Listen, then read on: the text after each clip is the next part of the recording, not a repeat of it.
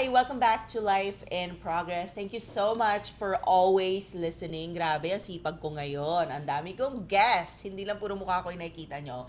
So, no introductions needed. I'm here with someone na meet ko nung COVID. And nilakasan ko yung loob ko na i-message ko siya kapal na mukha ko. Tapos nakalagay parang fina-follow na niya ako. So things were easier. Welcome to Life in Progress, Alec. Thank you. Thank you so much for having me. It is my honor. It's my pleasure. And I'm just really in love with the work that you're doing, especially here with Life in Progress. So it's really my honor. Thank you so much. Grabe, ang daming nangyari. Yeah. The last time you guested on my podcast was during the pandemic. Yes. Actually, hindi ko na maalala pinag-usapan natin nun. But, Gines din kita nun on my show. online tayo lahat Yes, nun, no? Zoom. Okay. Hindi ko na maalala. Pinag-usapan natin nun. Babalikan ko yan. Ah. But for today, ang gusto ko pag-usapan natin is transitions. Okay. Feeling ko, almost 5 years ago na yon, ang dami nang nagbago. Yeah. Sa akin, sa'yo, sa buhay natin. Married ka na ngayon. Yes. Diba? Ang dami nangyari. So bago tayo mupo dito, pinag-uusapan natin yung konting timeline binigay ko na nakilala kita, nag-viral ka. Yeah. Ano yung natutunan mong favorite lesson sa nangyari na yun, na biglang lumaki yung name mo, tas nag 1 million followers ka sa TikTok? Again, nung na-meet din kita nung pandemic, for me, sobrang natuwa ako when I got to know you, especially your story. I don't think people really see the grind and work that you put in. Kasi ako talaga na-inspire mo ako. So you were one of my inspiration pagdating sa hard work talaga and talagang grind and hustle. And so for me to be able to share my stories through my content, it's such a privilege, I could say. And I think I think binlessed din ako in a way that I could, do content, do TikTok, especially when it was starting out. So, a lot of things change, right? But the biggest lesson ngayon na binabalikan ko siya is that like every season is a season of preparation. That's how it is. But it's not something that I saw before. Parang naalala ko, I think babalikan natin yung podcast. It was me telling the story of my heartbreak, story of my how I got into content creation, how I Hanapin ko yan, mamaya. yeah. Papakinggan ko.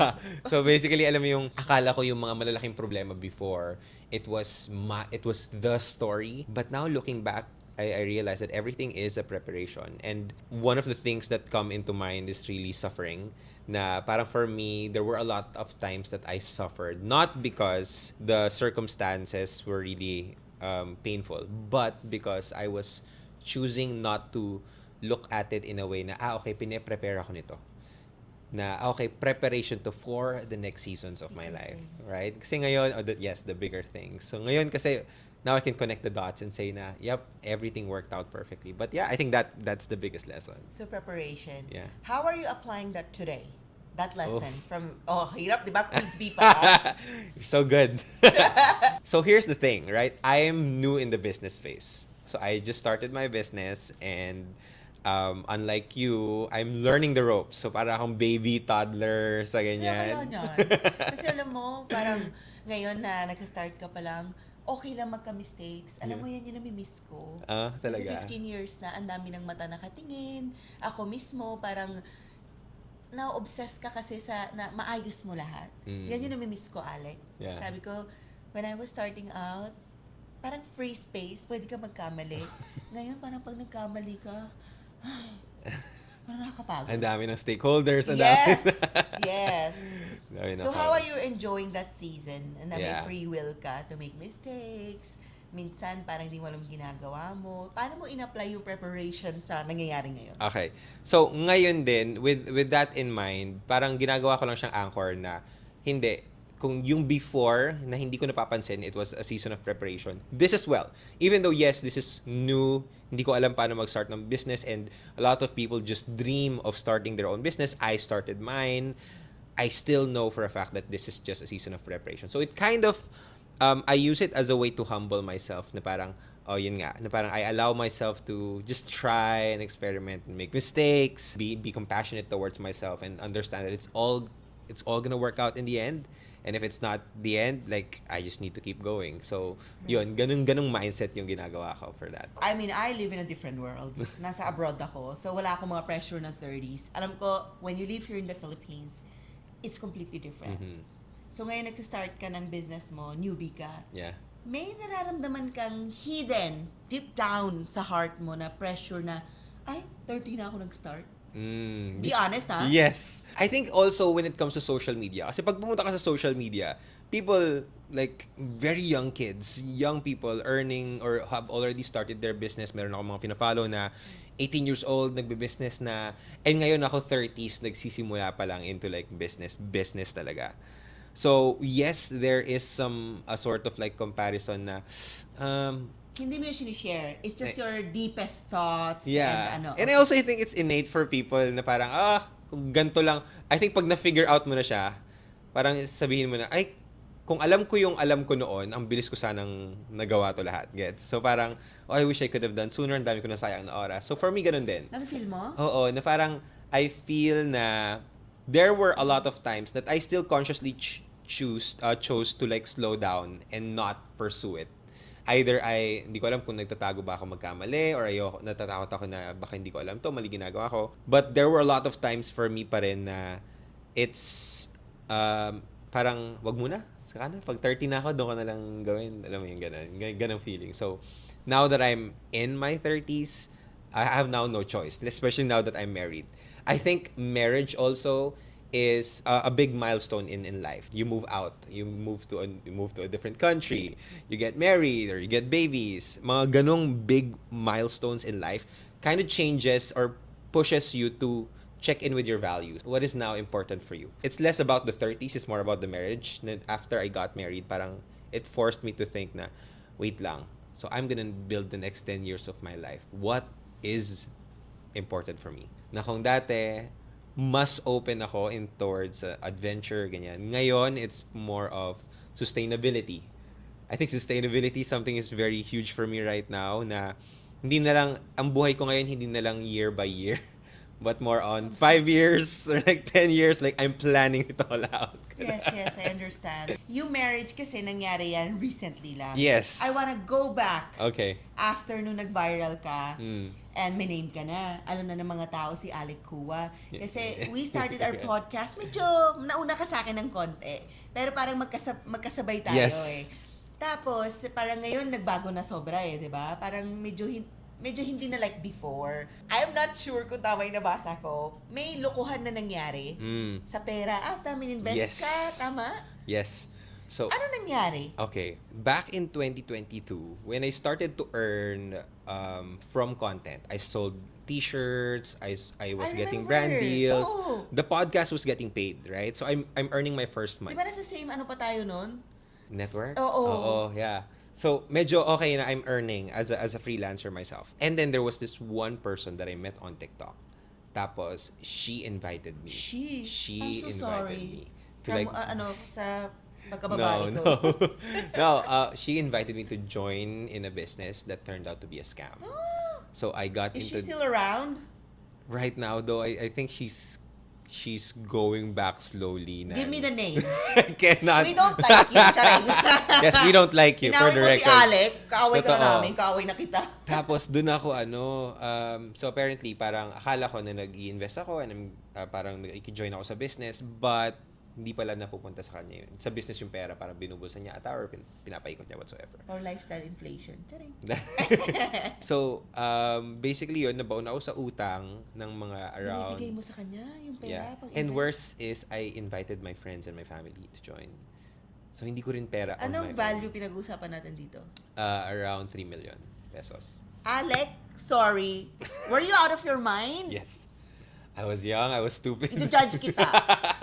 It was my first rodeo pagdating sa pera. Like, first time makaipon, and then first time, talaga, ganyan ng investments. Wala ka nakuha pera sa kanya? Wala. Nagkaroon ako ng utang. Kasi it was parang for me moral obligation to pay back the people who joined. So, pinabayaran ko pa din yun. Until recently. Yeah, just last 3 year. million sa'yo lang or kasama yung ibang tao? 3 million sa lahat na yun ng mga tao. That's actually a side na hindi ko masyadong nasi-share sa mga tao. Yeah, that's why I want to talk about it. Yeah. Because magdadagdag lang na ako ng konting Ako kasi very mindful ako kanino ko ibibigay pera ko. Parang I'd rather, parang makaaway kita kaysa bigay ko sa'yo pera ko. Yeah. Bago mo mapalabas pera ko sa akin, I need a proof. Kasi matagal lang ako nasa business. Nung COVID, may nangyari ganyan sa kakilala ko.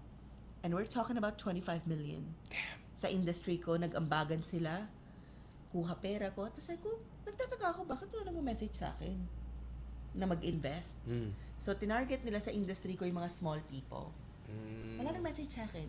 Because They know. apparently, I've learned, people na nagsascam, alam din nila sino yung mga mauuto nila. Damn. Yeah. Right? For sure. I mean, that's the reality, di ba? Uto is the right term. Yeah. Kasi alam nila sino yung bata, sino yung innocent, sino yung nakukuha mo Naive. yung loob agad, naive, yun yung inaatake nila. Yeah.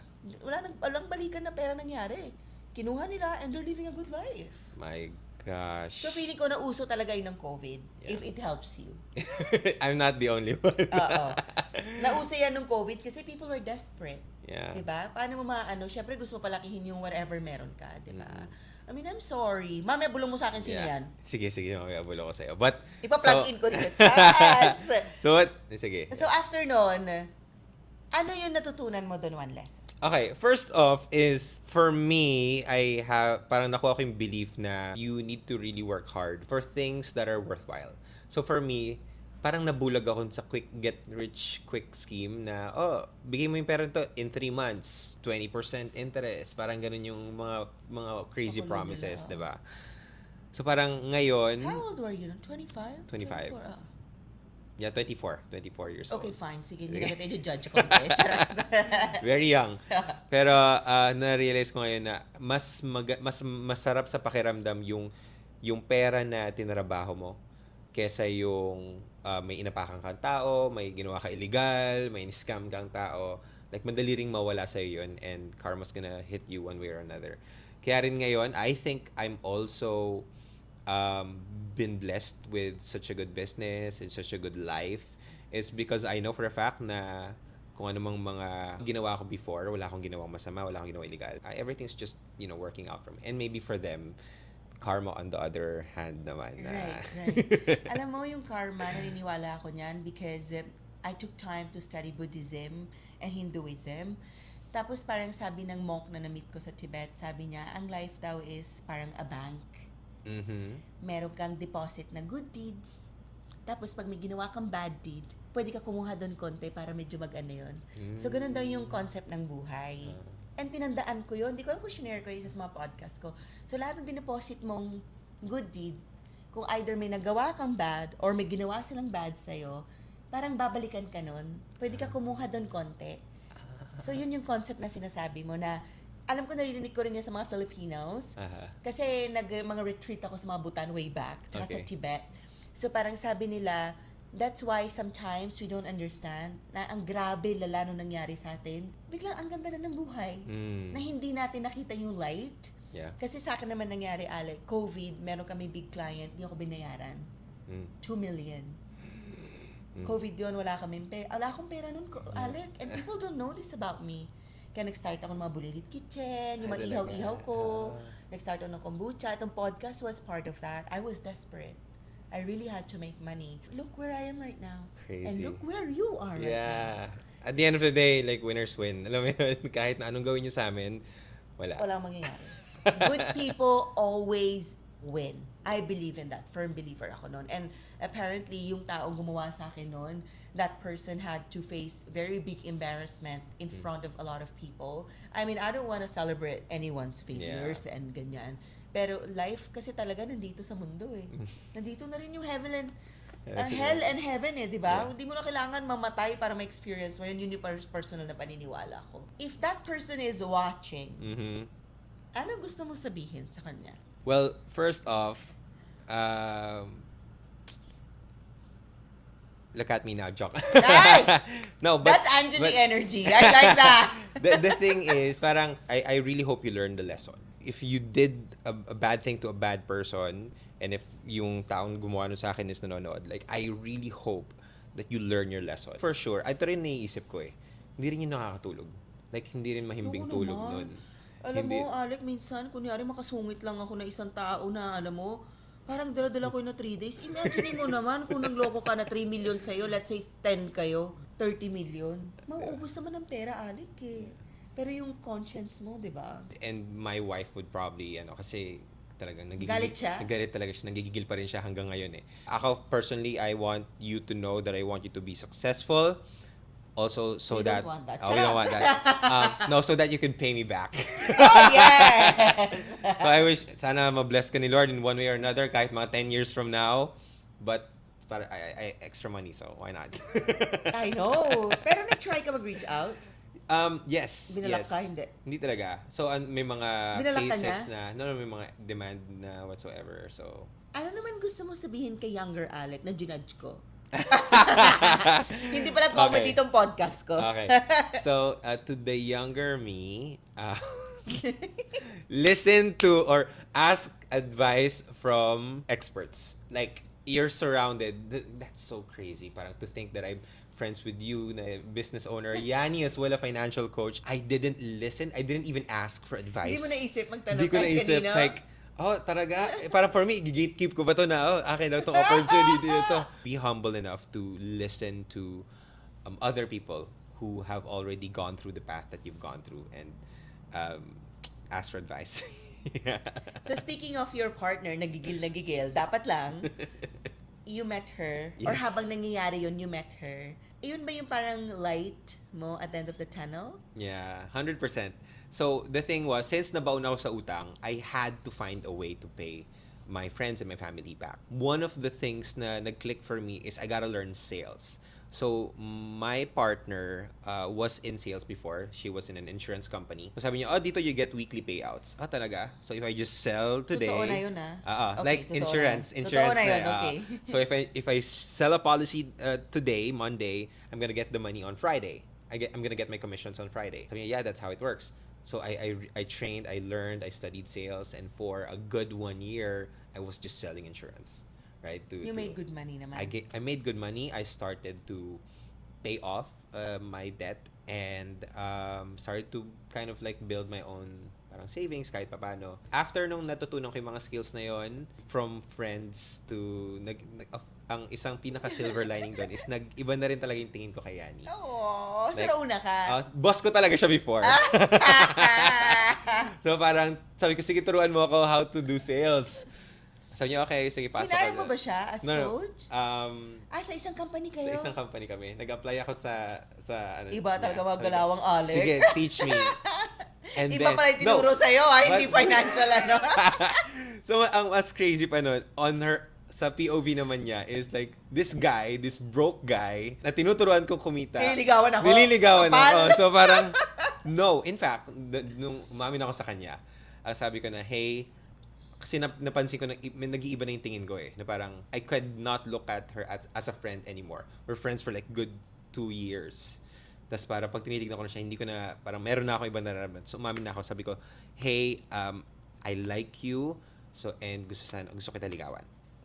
Sabi niya sa akin, no, di kita type. Probably 10% chance that I would say yes to this. And I'm like, well, 10%. So let me gawa ko pa rin yun na paraan, 10%. Ano ba yun, pinaramis sa'yo ng loko sa'yo? Ilang percent? 20%. Mas less pa pala doon? Ano yung na-feel mo when you got rejected again? Kasi sunod-sunod yung failures di ba? Parang may nakita ka ng light, tapos Yeah. rejected ka. Ano yung na-feel mo nun? For some weird reason, I think at that time for me, there are some risks that are worth taking.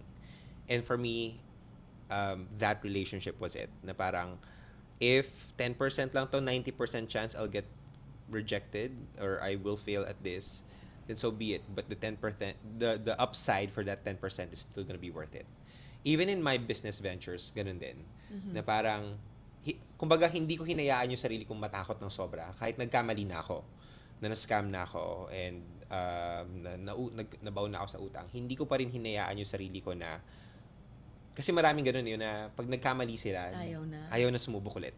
Ano naman masasabi mo dun to the people watching? If you're watching and you make a mistake and you feel like you don't want to try again, you really have to break through, because I believe that every mistake is a step closer to the success. And preparation. It's always a preparation. That's right? my word from this podcast. I love it. Preparation. Preparation. And you are very religious. Yes, I'm I very know strong that. in my faith. Si Yani din ba? Ano ba tamang term? Faithful, religious, or spiritual? Magkaiba yun, di ba? Yes. Ano pinagkaiba ng tatlo? As someone na hindi masyado nag-amen, amen. Okay, so religion is more on, I believe, is some sort of practices na culture-based na depende sa religion mo or like the church that you belong to. Like there are certain practices that you need to uphold or parang follow. Faith is more of an action for me. Faith is something to trust even though you're not seeing it yet. Faith is believing in the things beyond your current comprehension, right? Faith is something, faith in myself, faith in God, faith in the universe, faith in this bigger power that I'm not alone, I'm taken care of, right? Being spiritual, I think, is your relationship with your spirit. And when I say spirit, it's for me, my own definition of it, the congruency of all factors in life, like your body, your mind, your heart, Ang center? your soul. It's Or like we can siguro, pagkaintindi ko sa mo is, siya yung gut health ng buong pagkatao mo. Yes. Siya Parang yung- digestive system mo. Yeah. Digestive system. Kasi para siya Digestion. for me, spirituality is like the next level of this 3D world that we're living in. It's the level wherein we have access to, but we don't see it. We don't understand it yet. Yung relationship natin doon into the things that we don't see is also, I could consider spirituality. Right. I don't know if that makes sense, but No, it makes yeah. sense to me. Di ba? Mag-add lang ako ng konti because I don't really talk about my faith and anything. What keeps me alive, I just trust. Yeah. And this is not coming from a place na mayabang ako, ganto, ganyan. For me kasi, Alec, if I can trust myself, I am capable of doing anything. Yeah. Kasi at the end of the day, uuwi ka na. Uuwi na si Ara, uuwi na si Jen. Sino ba kasama ko dito mamaya? Sarili ko. Yeah. If I cannot trust myself that I will survive the night peacefully, sino ba makakasama ko? Yeah. It's such a small thing. You go to sleep peacefully. For me, that's faith. Yeah. That's a relationship above everything. If you're not living in faith, you're living in anxiety. Yes. It's always those two things. Ay, may paniniwala ako dyan. Yeah. We can't see both faith and fear. And they start with the same letter. So why are we choosing fear? Yeah. Why not just choose faith? Diba? Kasi di natin nakikita parehas eh.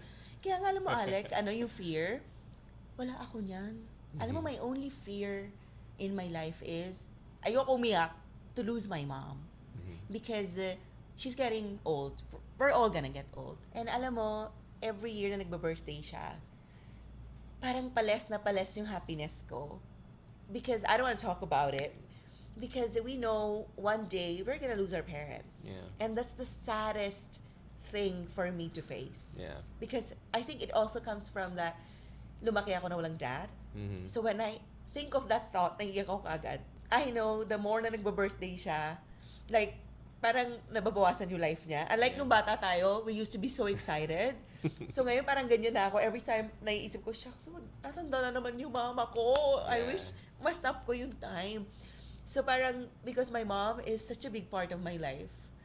So parang, alam mo, parang pinalaki niya ako ng ganito. I'm always so grateful to her. Yeah. Ikaw, ano yung fear mo? Yeah. Yeah, before I share that, I really just want to say I feel so Nakaka-touch. touched, yeah, with the relationship that you have with your mom. I have a single mom. I could not single mom din? single mom yung ano. Ano yung story ng dad mo? He just left? No, he's around, but he wasn't like present with us, Irresponsible with me. parent. Growing up, he was. Pwede mo naman sabihin. Nagbago na siya ngayon eh. So, kudos to him for changing. But before, when I was a child, ganun din. So, grew up with a single mom, and 50 years old siya. Dun lang din nag-hit sa akin. Diba, Alec? Na parang, oh my gosh, you're gonna live less than you've lived. Parang gano'n. Na, di ba? Mas marami nakakatakot talaga. For me, that's why I think that's what gives meaning to my life, I can speak for myself na those fears, they're the ones who add meaning for me. So ngayon, every single time I spend time with my mom, like I'm there, I'm present, and I make every moment count. Very Kasi I meaningful. very meaningful talaga. Yeah, going back to your question, my fear, even nung bata ako, ito yung fear ko. My fear is not seeing my fullest potential. But maybe before, that was more of a career kind of fear. But ngayon also, not seeing my fullest potential even like as a husband. Oh, I knew you were As gonna a- say that. as a Na-predict ko father. na siya sa mind ko.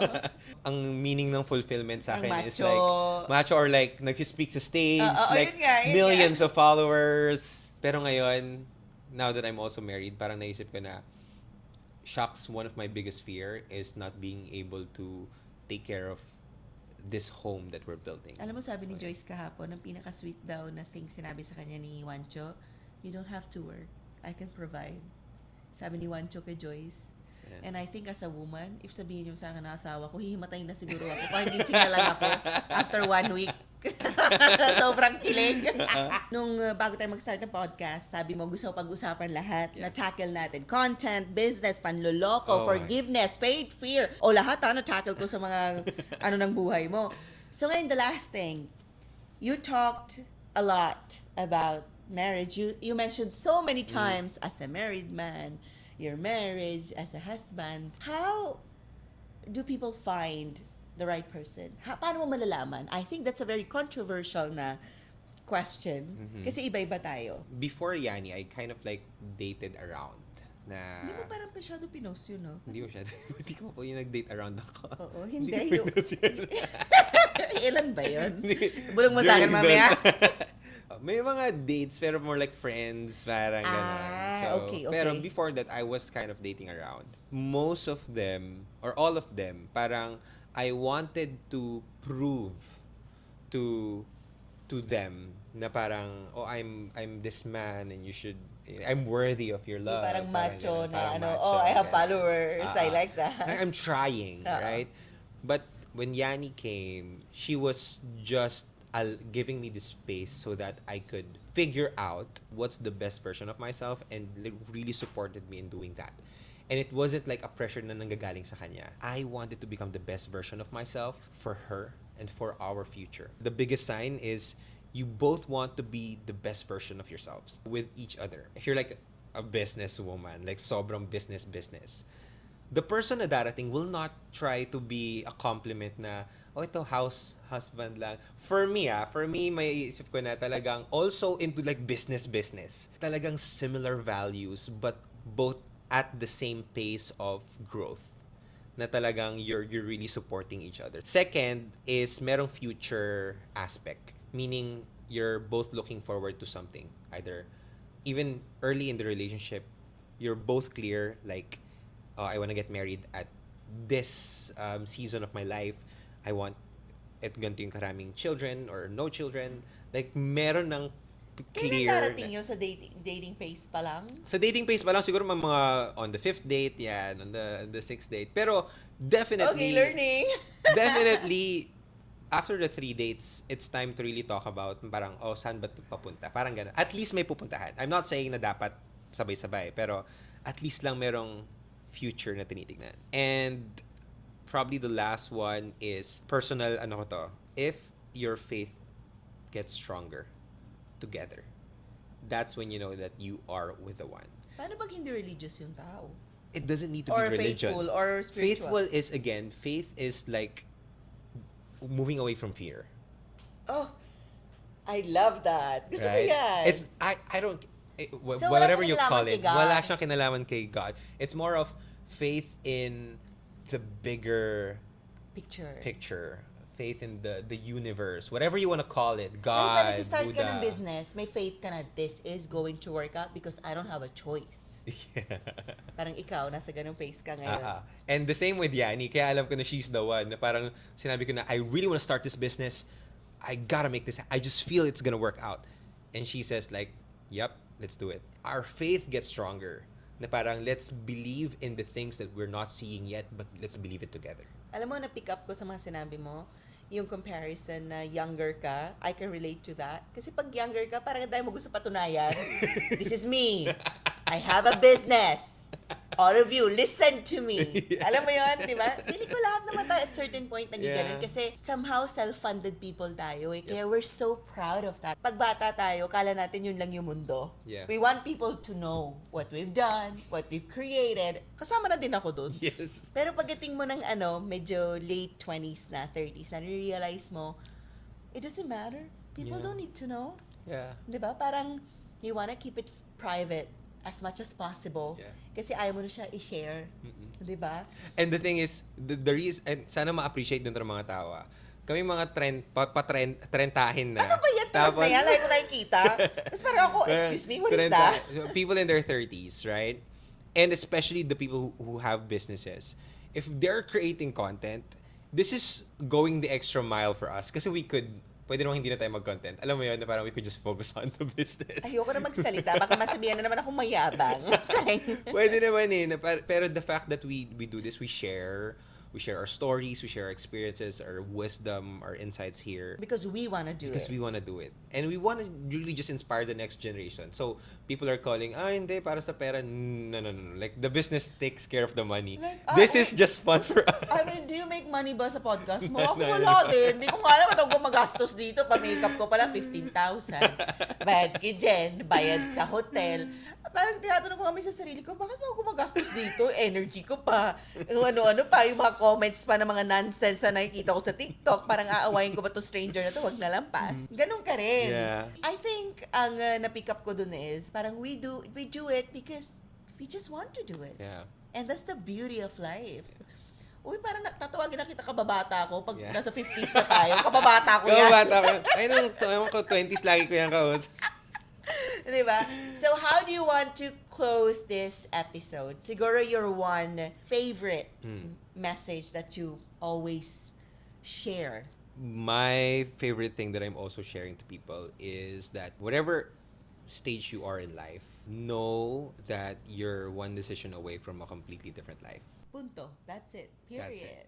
Whether it's with your content, for me it was content talaga. Like, so if you're planning to Grabe, like start your nagbago buhay content, mo dun, Alex. yes, definitely. Like, you're one content away from a completely different life. And You're yung one video mo na business that- nag-viral, yung sobrang First, OA. I think just talking about yung sobrang OA. Like, nagulat ka Yun na. yung ginagamit na ng mga tao yung audio ko. Doon ako nagulat na Ano sinasabi mo? I think yun yung pinakamalaki din talaga yung have you ever felt yung sorry. Naalala ko, yung black pa video yung na yun. background mo nun eh. Ikaw, self-recording ka lang nun. I remember. Oh my gosh, so young. Pero yeah, yung I don't know who needs to hear this, but yung mga ganang have you ever looked at someone and say, so this is what love looks like? I think yun. Ay, oo, yun. Lagi ganun yung start ng mga videos mo eh. So, Alec, thank you so much Thank you so for much. sharing This your is so wisdom. fun. Right? Yeah. Ganyan lang. Tapos Gusto ko minsan ng nakakalimutan ko, di pala to comedy show. Dahil pala seryoso ako dito. So, where can we follow you? Please plug in your socials na Yes. binubuo natin yung YouTube mo. Yes, if you are on YouTube, yes, I know a lot of super amazing work on YouTube. Uy, ikaw din. Parang parehas naman na tayo ng Yes, numbers. thank you. Kaya kailangan mag-guest din kita sa akin. So for me, just look at Alec Cuenca on all of the social media platforms. Please follow me on YouTube because I'm also trying to grow my YouTube channel and sharing all the lessons that we've learned with our amazing guests. And we'll have Angeli there as well. So search nyo na lang. Thank you But yeah. so much, guys. That's all for today. Bye. Bye!